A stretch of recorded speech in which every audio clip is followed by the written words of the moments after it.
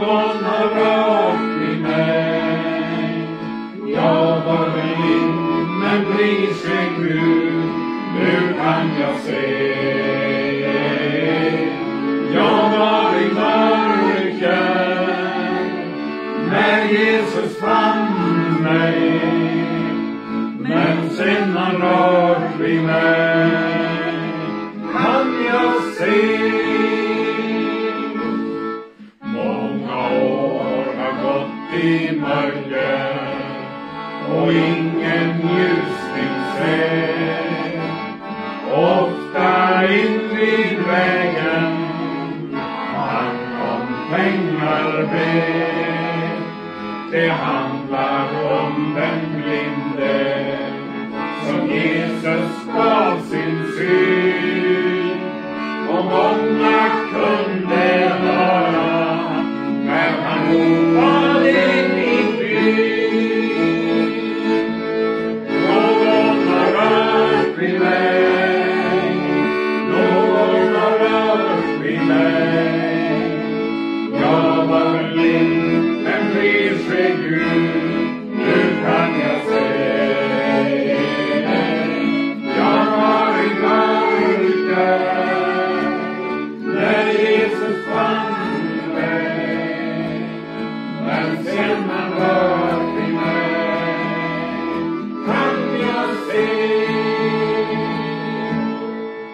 Han rörde vid den lage, så att han kunde gå.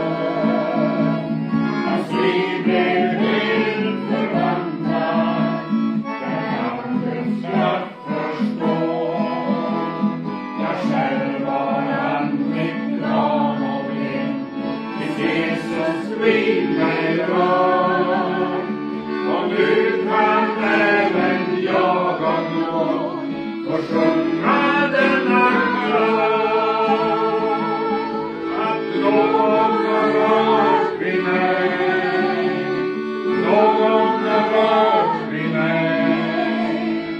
Jag var blind, men prise Gud, nu kan jag se.